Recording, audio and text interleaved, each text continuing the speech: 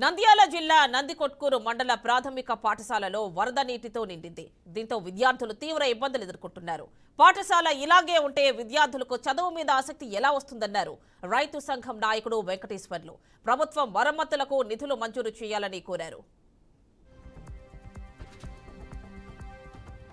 Santhapeta school సంబంధించి మండల ప్రాథమిక పాఠశాల ఆవరణలో ఇక్కడ ఏపీ రైతు సంఘం కూడా మేము పరిశీలించడం జరుగుతూ ఉంది. వర్షాకాలం వస్తే పిల్లలు సెక్షన్ లేకపోవడానికి కూడా ఇబ్బంది పడేటువంటి పరిస్థితి కూడా కనపడతా ఉంది.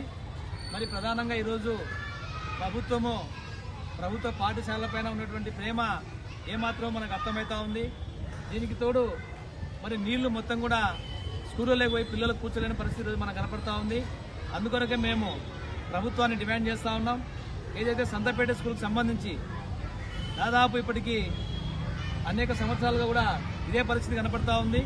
మరి ఇలాంటి వాటర్ ద్వారా పిల్లలకు మొత్తం కూడా సెక్షన్లోకి వెళ్ళిపోయి సెక్షన్లో బుద్ధయ్యేటువంటి పరిస్థితి మనకు కనపడతా ఉంది. మరి ఈ రకంగా ఉంటే పిల్లలకు ఏ రకంగా చదువులు వస్తాయో చెప్పి అర్థం కాని పరిస్థితి, తల్లిదండ్రులు కూడా స్కూల్కి పంపించడానికి కూడా వెనుకాడే పరిస్థితి కూడా మనం గమనిస్తూ ఉన్నాం. అందుకొరకే తక్షణమే ఏదైతే బడ్జెట్కి సంబంధించి కూడా ఇలాంటి స్కూళ్లకు నిధులు కేటాయించి నీరు నిలబడకుండా మంచి సీసీ రోడ్లు కూడా స్కూల్లో వేయాలని చెప్పేసి కూడా మేము డిమాండ్ చేస్తాం.